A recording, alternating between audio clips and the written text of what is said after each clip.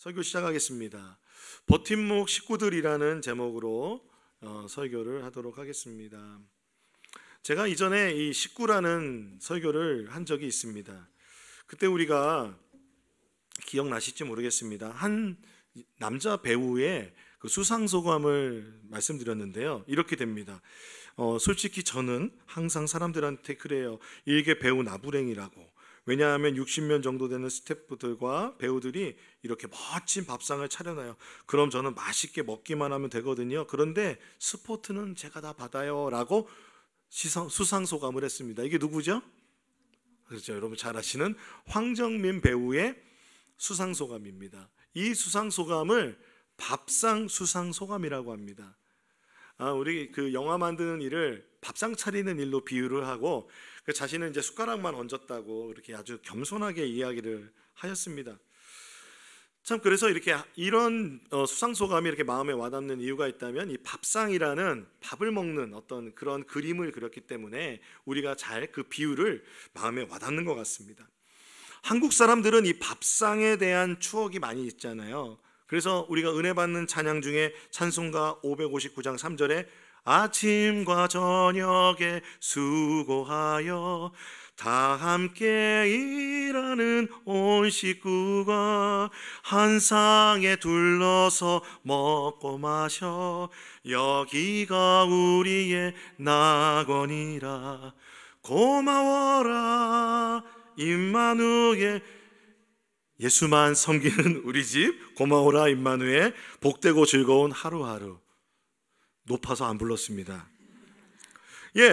온 가족이 둘러앉아 밥상에서 밥을 먹으며 서로 삶을 나누는 이 밥 먹는 모습, 이 밥상 앞에 있는 이 모습을 참 신앙생활의 아름다운 가정의 모습으로 찬송가도 표현하고 있습니다. 그런데 여러분 어떻습니까? 요즘 한 상에 둘러앉아 밥을 먹을 수 있는 시간이 있으십니까? 없으시죠? 다 바빠요. 차려놓으면 서로 그냥 있는 반찬에 만족하며 먹어라 그러면서 많은 사람이 혼밥을 합니다. 가정에 있으면서도 혼밥할 때가 너무 많잖아요. 그렇기 때문에 그리고 이게 1인 가정도 참 많아요. 그렇기 때문에 혼밥하는 사람이 너무 많고 그래서 이 밥상에 둘러앉아 함께 식구가 된다는 것 이거 참 요즘 시대에 어려운 시대인 것 같습니다. 그렇기 때문에 요즘에는요 그 밥 먹을 사람을 찾아다니기도 한다고 그래요. 그래서 소셜 다이닝이라 그래서 SNS에 같이 밥 먹을 사람을 찾아서 여러 가지 방법으로 함께 맛집 탐방도 하고 오늘 우리 다 함께 한우 먹자, 오늘 다 함께 삼계탕 먹자 이런 식으로 요즘 그 당근인가요? 거기서도 이렇게 모여가지고 당근한다고 합니다. 이거 알아들으시는 분들은 조금 요즘 SNS를 하시는 분이고 당근이라는 그 중고 판매하는 그런 그 플랫폼이 있는데 거기서 같이 밥 먹는 사람 찾는 이런 거를 소셜 다이닝이라고 합니다. 그만큼 사람들은 혼자 밥 먹는 거 그렇게 좋아하지 않습니다. 함께 밥 먹고 싶어하고 그리고 건강을 챙기기 위해서는 함께 밥 먹는 거 참 좋습니다. 참 이런 밥상의 이미지가 참 우리나라는 이 식구라는 단어가 있습니다. 들어보셨나요? 요즘 젊은 세대는 이 식구라는 단어를 잘 어떻게 마음에 와닿는지 모르겠어요. 이게 한자어 그대로 밥 식자에 입구자가 합쳐진 겁니다. 그러니까 함께 밥을 먹는 사람들입니다. 영어로는요 하우스홀드라고 하는데 같은 집에서 살면서 끼니를 함께 해결하는 사람들이라고 말합니다.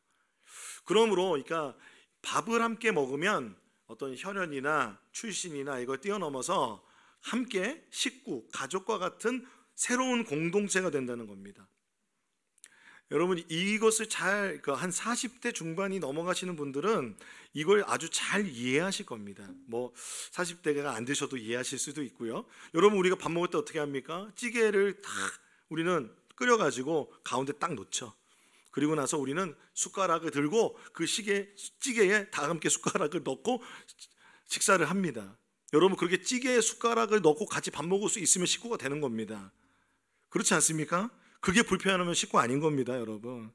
그래서 여러분 이거 이해하시나요? 제가 어렸을 때 보면 저희 뭐 가정에서 같이 밥을 먹을 때 우리 가족뿐만 아니라 이모, 삼촌도 오시고 그리고 어머니 친구분, 아버지 친구분 뭐 이런 분들이 오셔서 같이 식사를 합니다.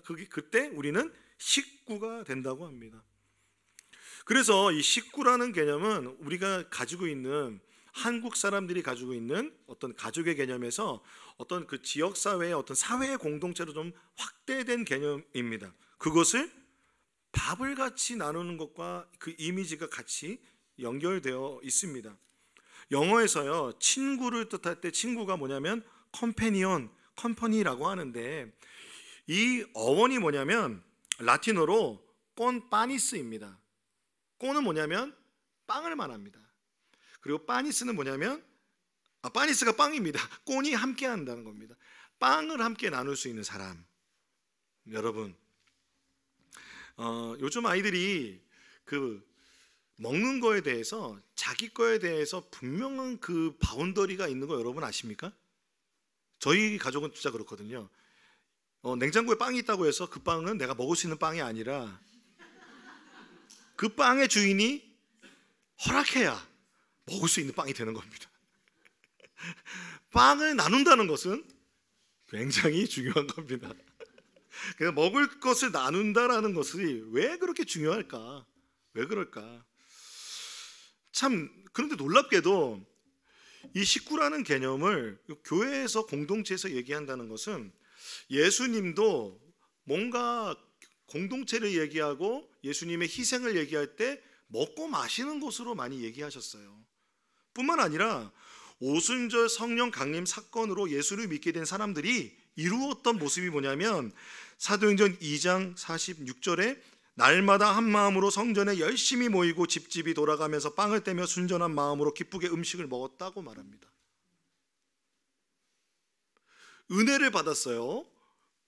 주의 성령이 임하셨어요. 그리고 베드로가 설교해서 하나님의 말씀으로 회개하고 돌이키고 예수 믿었어요. 근데 그들의 첫 번째 모습은 날마다 집을 찾아가면서 집에 모여서 함께 빵을 나누며 서로 식사 교제를 나누는 거였어요. 서로 그것이 기쁘게 음식을 먹었다라는 것입니다. 음식을 먹는 것, 이것이 왜 그렇게 중요했을까요? 그들에게. 사실 첫 번째 초대교회 사람들이 맨 처음에 예수를 믿었던 사람은 유대인들이잖아요. 유대인들에게 신앙생활에 중요한 세 가지가 있는데 첫 번째는 성전이고 두 번째는 회당이고 세 번째는 집이었습니다. 신앙생활에서 중요한 거예요. 성전은 제사를 드리는 것이고요, 회당은 말씀을 배우고 공동체를 이뤄가는 곳입니다. 그러니까 그러니까 그 유대인 사회가 회당을 중심으로 유지됐습니다. 거기에서 뭐 여러 가지 뭐 일도 나누고 서로 대소사도 나누고 했습니다. 그런데 그렇다면 집은 뭐냐면 자녀에서 그러니까 세대에서 세대로 신앙이 전수되는 곳이 집이었습니다. 그러니까 집에서 밥을 먹는다는 거는 그냥 단순히 밥만 먹는 게 아니라 밥을 먹기 전에 뭐 합니까? 기도하잖아요. 식사 기도 안에 모든 의례가 담겨 있어요. 그러니까 그 식사 기도에는 반드시 유월절 사건을 기억하게 되어 있습니다. 그러니까 우리의 정체성, 신앙의 정체성, 하나님을 믿는 신앙의 정체성을 항상 기도했던 거예요. 그러니까 이들이 이제 그 예수 그리스도를 통해서 그들이 기다렸던 메시아가 예수님인 줄 알았잖아요. 그리고 그러면서 그 기도가 유월절의 기도가 누구로 바뀝니까? 예수 그리스도의 기도로 바뀌는 겁니다. 오늘 이게 찬양했잖아요. 유월절, 여호와의 유월절이라는 찬양을 했는데 이제 예수 그리스도가 유월절 어린 양이 되셔서 우리가 온전히 다시 그 하나님 나라의 백성이 되는 은혜를 받았습니다. 그래서 그들이 무엇이 됐냐면 사실은 신앙이 회복된 거예요. 믿음이 회복된 거예요. 율법주의적 신앙생활하다가 신앙이 회복되면서 그들의 기도는 예수 그리스도에 대한 감사로 그 기도가 바뀌는 겁니다. 그러면서 그들은 모여서 함께 식사를 나누고 서로 그 식사의 교제를 통해서 유대인들의 처음의 초대교회는 가정에서 그렇게 시작이 된 겁니다. 사랑하는 여러분, 예수님도 이러한 유대인 전통 속에서 사셨어요. 그렇기 때문에 순환을 앞두시고 어떤 일을 하셨습니까? 제자들의 발도 씻겨주시고, 그리고 최후의 만찬을 통해서 빵을 나누시고 포도주를 나누셨습니다. 빵을 나누고 포도주를 나누면서 그것을 통해서 그들에게 이것을 기념하라라고 말씀하셨습니다. 예수님은요, 그것을 통해서 십자가를 기억하라고 말씀하셨고, 먹는 것을 통해서 예수님의 그 희생을 기억하라고 말씀하셨습니다. 뿐만 아닙니다. 예수님은 공생애를 하실 때 사회에서 버림받은 사람들과 같이 식사하셨습니다. 잔치 가운데 찾아가셨습니다. 그리고 제자들과 함께도 먹고 마시는 일을 아주 중요하게 생각하셨습니다. 예수님의 공생에서 기도하시고 가르치시고 병자를 고치시고 죄인을 용서하시고 함께 식사를 나누셨습니다. 그런데 이러한 식사의 교제가 예수 그리스도의 승귀, 예수님께서 승천하시고 하나님 보좌 우편에 이제 앉아 계시며 오순절 성령의 강림하심으로 시작된 교회는 이제 식구가 되는 모습이 되었다는 것입니다. 함께 모여 서로 사귀고 교제하는 모습으로 나타났다는 것입니다. 자, 이 모습은요, 그렇다면은 무엇으로, 어떤 성경적 근거가 있을까? 우리가 교제를 나누는 것은 왜 교제를 나눠야 될까? 왜 이들은 모여서 서로 교제하고 식구가 되고 서로 집을 찾아가서 함께 교제하는 일에 힘을 썼을까 생각해 볼 필요가 있다는 겁니다.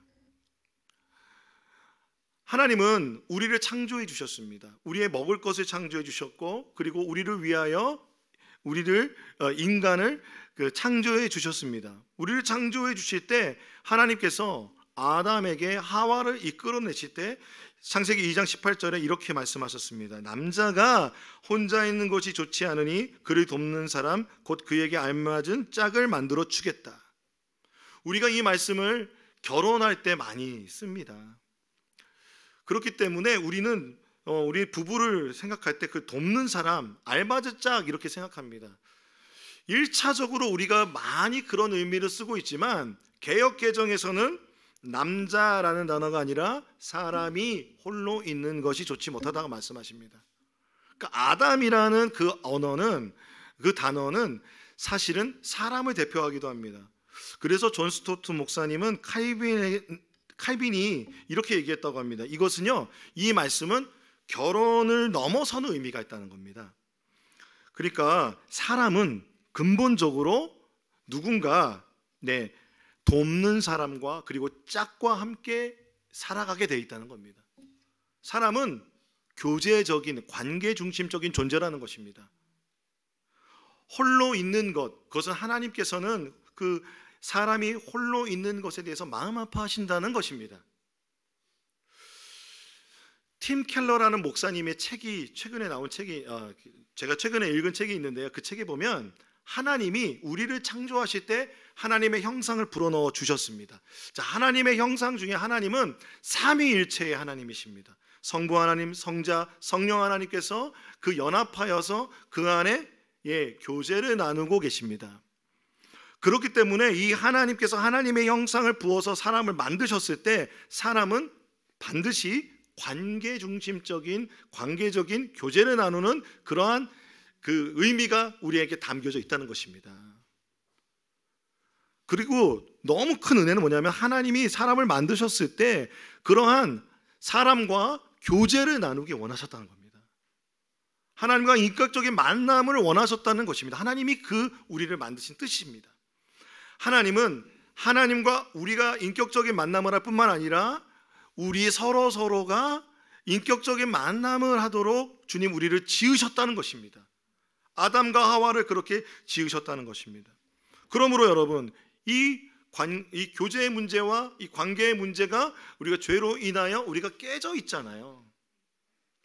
깨져 있습니다. 창세기에 보면요, 어떤 사람이 나옵니까? 사람을 많이 죽였다고 노래하며 자랑하는 사람이 나옵니다. 사람이 사람에 대해서 폭력을 가하고 사람이 사람에 대해서 말로 할 수 없는 지배를 하고, 이것이 하나님이 원하셨던 것이 아닙니다. 하나님이 원하셨던 것은 오순절 성령 강림 사건을 통해서 하나님의 영이 임하여 새롭게 탄생한 공동체는 무엇이 중요하게 됐습니까? 하나님께서 원하셨던 그 교제가 회복되는 것이 주님의 뜻이었다는 것입니다. 그러므로 그들은 서로 모이기를 힘썼습니다. 서로 교제하기를 힘썼습니다. 서로 빵을 떼며 식사의 교제를 나누며 예수 그리스도의 은혜를 기도하며 나아갔을 것입니다. 그런데 안타까운 것은 무엇입니까? 우리의 모습 안에는 그런 은혜스러운 모습보다 우리에게는 참 안타까운 기억들과 어려운 기억들이 있습니다. 이전에 교회에서 받았던 상처, 지금까지 신앙생활하면서 정말 나에게 도움을 주고 나를 사랑해주고 좋아해주고 나의 신앙생활에 정말 기억나는 사람도 있지만 돌아보면 기억하고 싶지 않은 사람이 있습니다. 내가 누군가에게 상처를 줬지만 나도 누군가에게 상처를 받습니다. 관계는 상호적인 것이기 때문에 그런 아픔 속에서 난 교회에서 정말 예수 믿고 사람들과 함께 정말 재밌게 신앙생활하고 싶은데 그것이 좌절되어서 우리는 고독한 그리스도인으로 머물러 있습니다. 사람들과 교제하는 것을 두려워하고 그 앞에 나아가지 못하는 것이 우리의 현실인 것 같습니다. 오늘 우리는 공동체를 시작을 하려고 합니다. 그러면서 공동체를 시작하면서 제가 어느 때보다 설교를 준비하면서 긴장을 많이 하게 되더라고요. 나도 사실 상처 많이 준 사람이고 나도 많이 상처받은 사람이지 않는가. 교회에서 아름다운 모습으로 정말 나를 성장시켜준 분들도 있지만 어떤 사람은 정말 그 마음의 아픔 때문에 교회에 나가 그 공동체를 이루는 것까지도 내가 용기낼 수 없는 상황이 되는 우리들의 모습도 기억할 수밖에 없습니다. 그런데 왜 우리는 공동체를 해야 될까요? 좀 천천히 하면 안 될까요? 오늘 친해지길 바래라는 모습으로 우리가 함께 공동체를 하는 이유가 무엇일까요? 그럼에도 불구하고 우리가 교회의 이중성, 교회는 하나님의 아름다움의 그런 모든 그리스도의 언약 공동체로서의 그 의미가 충만하지만 또한 교회는 사회적으로 다양한 사람들이 모여 있습니다. 정말 한마디로 말하면 섞이기 어려운 것입니다. 그러므로 이 교회의 이중성 안에서 우리는 포기할 것인가? 아니면 우리는 다시 한번 힘을 내서 공동체를 할 것인가? 다시 한번 우리가 그 교제를 회복할 것인가에 대한 고민, 그것을 하게 되었습니다. 제가 그래서 금요기도회 때 엄청 기도 많이 했어요. 하나님, 오늘 버팀목 공동체 모임할 때 하나님 역사해 달라고.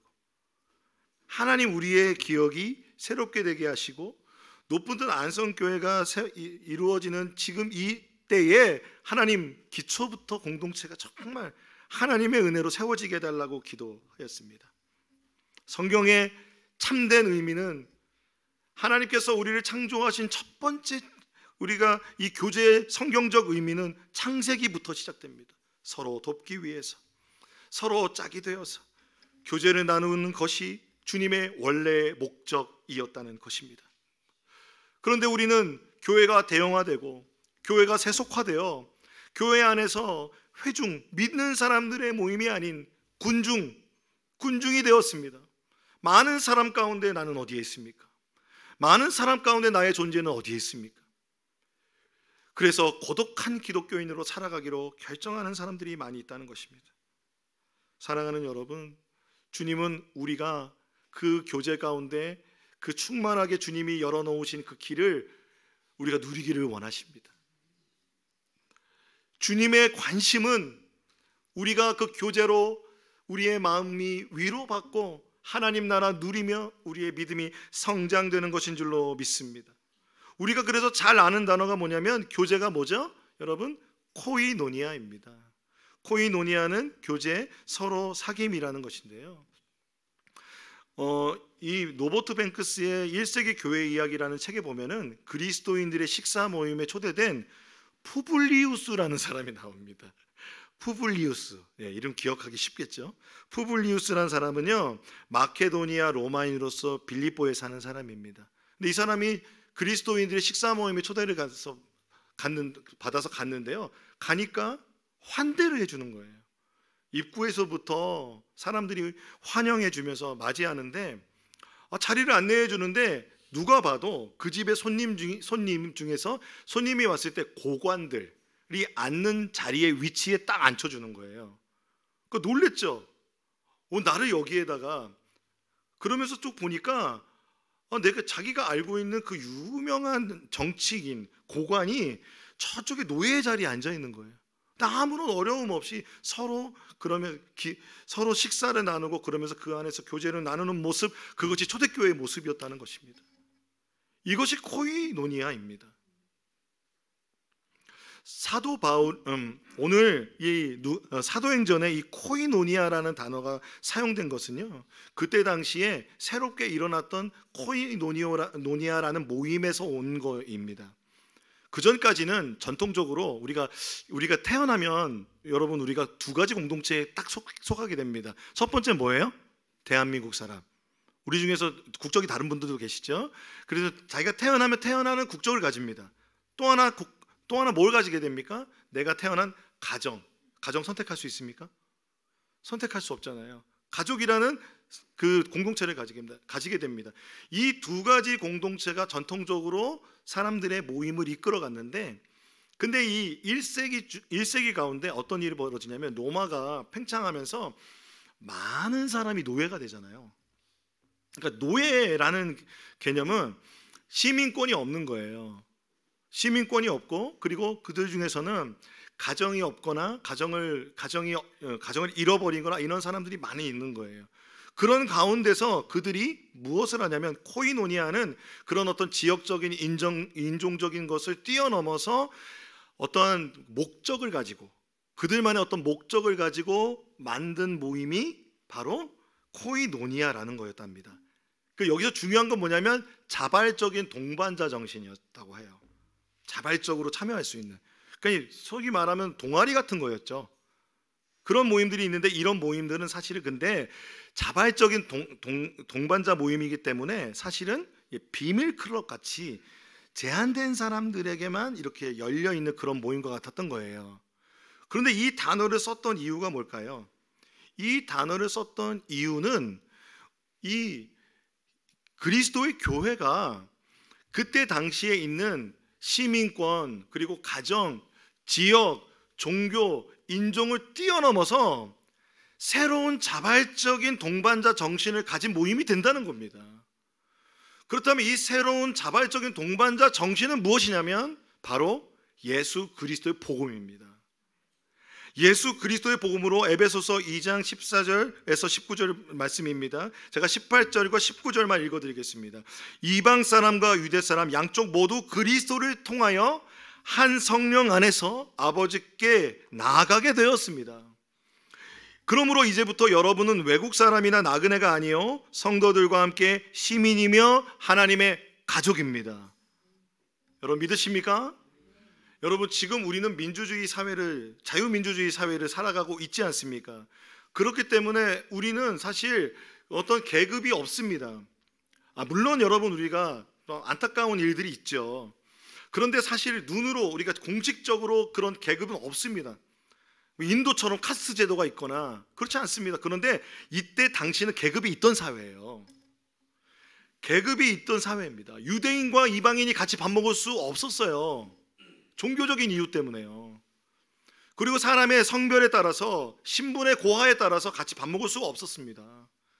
그런데 1세기 교회의 예배의 모습은 함께 식사하는 거였다고요. 베드로가 복음 전하러 갈 때 이방인들하고 밥 먹을까 엄청 고민했어요. 그러니까 주님이 막 꿈꾸게 하고 가서 밥 먹어라. 그래서 가서 식사를 하고 나서도 베드로가 나중에 사도 바울한테 혼나요. 왜 같이 식사 안 하냐고, 왜 자리 떴냐고. 이방인 그리스도인들하고 밥 먹다가 자리를 떴다고 혼내요.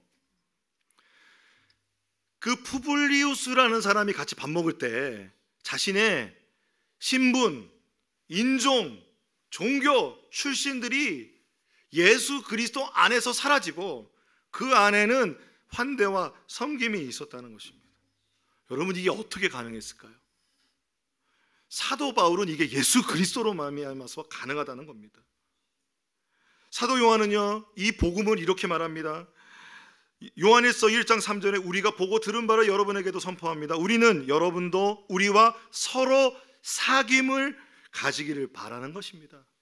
우리의 사귐은 어디에 있다고요? 함께 읽겠습니다. 시작.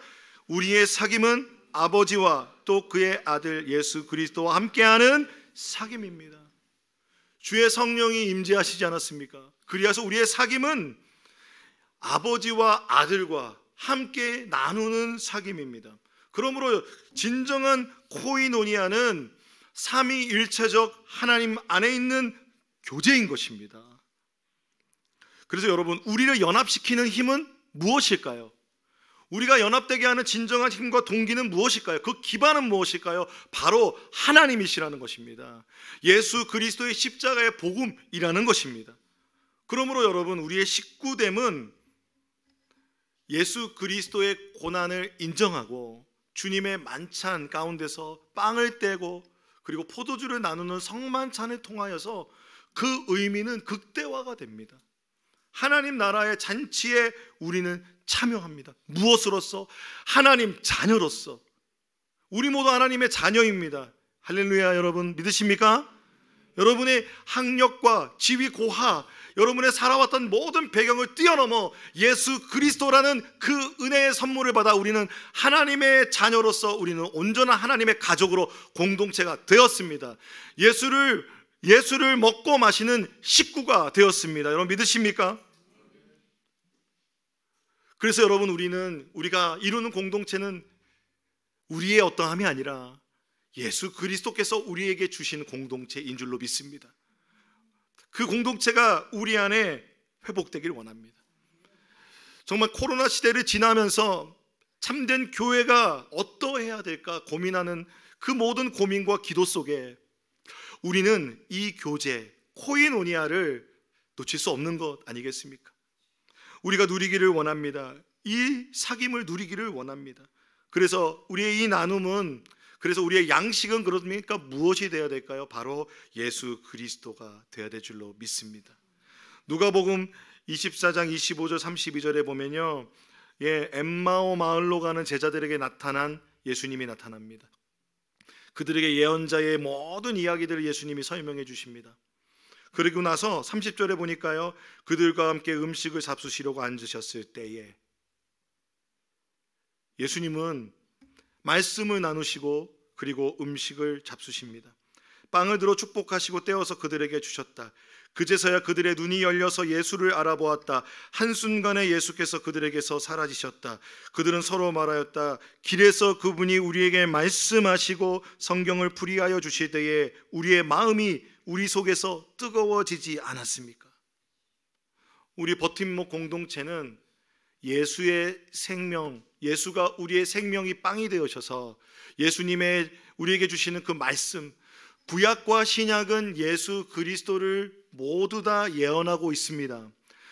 구약과 신약의 모든 말씀은 예수 그리스도를 통하여 하나님을 계시합니다. 구약과 모든 말씀을 통하여 우리는 하나님과 동행하며 살아갈 수 있습니다. 그러므로 우리가 나누는 모든 이야기는 예수 그리스도의 말씀을 통하여 그 언약 안에 나누는 이야기이길 소망합니다. 그렇기 때문에 우리 모일 때마다 우리의 나눔 가운데 세상의 나눔들을 우리가 할 수 있어요. 우리 기도 제목 나누면서 우리 얘기들 많이 할 수 있습니다. 그러나 여러분, 자기 자랑하거나 세상의 어떤 경제적인 것이나 원칙이나 내가 믿고 신뢰하고 있는 어떤 이데올로기나 정치 성향을 주장하거나 아니면 내가 지금 가지고 있는 부를 자랑하거나 나의 위치를 자랑하거나 자식 자랑이 제일 여러분 시간 가는 줄 모릅니다. 그거를 우리 안에서 그 많은 이야기들 중에서 할 수 있죠. 주변에 두시고 중심에는 하나님의 말씀을 가지고 하나님의 말씀의 사건으로서 내가 어떻게 하나님께 감사하며 살아가고 있는지가 우리의 중심이 되길 소망합니다. 그리할 때에 우리의 마음이 우리 안에서 뜨거워질 것입니다. 주님의 말씀 외에는 우리를 살릴 수 있는 건 아무것도 없습니다. 그러므로 여러분, 우리가 예수를 먹고 마십시다. 그리하여서요, 여러분, 이제 우리가 교제를 나눌 때 이 교제는요, 그 안에서 목양적인 일들이 일어납니다. 서로 돌아보게 됩니다. 이 목양적이라는 것은요, 하나님이 홀로 두지 않고 교제하는 존재가 된다는 것은 어떤 사람이 한 사람이 일방적으로 돌보는 것이 아닙니다. 서로 돌보면서 믿음이 성장할 수 있다는 것입니다. 우리의 믿음의 성장은 이 가족이 되어 식구 공동체가 된다는 것은, 여러분, 어린아이가 가족 안에서 성장합니다. 그러면서 무엇을 배웁니까? 부모와 함께 교제하고 나누고 하면서 그 안에서 그 아이가 정서적으로나 지적으로나 사회적으로나 성장하게 되어 있습니다. 그것처럼 우리가 예수 그리스도를 믿을 때 우리는 영적으로나 지적으로나 의지적으로나 예수 그리스도 안에 있는 이 공동체 안에 교제를 나눌 때 우리의 믿음이 성장하게 됩니다. 말씀을 듣고 예배를 듣는 것을 통해서도 성장하고 되고, 뿐만 아니라 이 교제라는 것을 통해서도 우리의 믿음이 성장하도록 주님이 계획하셨다는 것입니다. 그래서 에베소서 4장 16절 말씀 같이 읽어보겠습니다. 시작. 온몸은 머리이신 그리스도께 속해 있으며 몸에 갖추어져 있는 각 마디를 통하여 연결되고 결합됩니다. 각 지체가 그 맡은 분량대로 활동함을 따라 몸이 자라나며 사랑 안에서 몸이 건설됩니다. 할렐루야. 높은 뜻 안성교회가 교회다운 교회가 되기를 소망합니다. 우리 끝날 때마다 우리 이런 교회 되게 하소서 찬양하잖아요. 여러분, 찬양은 기도입니다. 기도는 할 수 있는 거를 기도하는 게 아닙니다. 될 수 없으니까 기도하는 겁니다. 하나님이 이루어 주셔야 하니까 기도하는 겁니다. 그래서 이런 교회 되게 하소서 기도하면서 우리가 교회를 소망하는 것, 여러분, 우리 교회가 그것이 이루어져서 교회가 아름다운 교회로 성장한다는 것은 한두 사람만 성장하는 게 아닙니다. 우리 모두 다 함께 믿음이 성장하게 되는 것입니다. 우리 모두가 그리스도 안에 연결되어 우리 모두가 성장할 때 우리가 건강하게 성장하는 교회가 되는 것입니다. 우리에게 그런 은혜가 있기를 원합니다. 그래서 버팀목 식구가 된다는 것은 이제 높은 뜻 안성교회의 목양이 우리 서로에게서 시작이 된다는 것입니다. 여러분, 히브리서 12장 15절에 보면요, 하나님의 은혜에서 떨어져 나가는 사람이 아무도 없도록 주의하십시오 라고 권면합니다. 이 말은 무엇입니까? 여러분, 우리가 서로 목양해야 된다는 겁니다. 나만 목양받는 게 아니라 나도 누군가에게 관심이 있으셔야 돼요. 누군가 하나님의 은혜가 필요하다면 그 사람에게 나도 다가갈 수 있는 그런 서로의 목양. 그거 나 너무 힘든데요. 여러분, 일이 되면 안 됩니다. 그러나 이 말은 교회론적으로 우리가 교제를 말할 때 이 목양은 사역자에게만 있는 게 아니라 평신도 모두에게 하나님께서 열어놓으신 것이라는 것입니다. 그러므로 여러분, 이 헬라어의 감독이 돌본다라는 의미의 그 동사를 지금 하나님의 은혜에서 떨어져 나가는 사람이 아무도 없도록 하십시오 라고 하는 여기에 썼다고 합니다. 그러므로 우리 높은 안성교회 버팀목 공동체를 통해서 서로 연결돼서 서로 목양되는 일이 있기를 소망합니다. 예수 그리스도 안에서 그래서 우리는 이것을 기억해야 됩니다. 교제 안에는, 사랑 안에는 항상 존 스토트 목사님이 이렇게 말씀하셨어요. 상호 책임이 있다고 말합니다. 코이노니아, 교제에는 상호 책임이 있다고 합니다.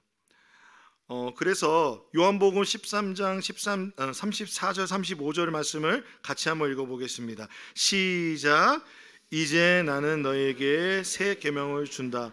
서로 사랑하여라. 내가 너희를 사랑한 것 같이 너희도 서로 사랑하여라. 너희가 서로 사랑하면 모든 사람이 그것으로써 너희가 내 제자인 줄 알리라. 주님께서는요, 사랑하라고 말씀하실 때 어떻게 해요? 서로 사랑하라고 하셨습니다.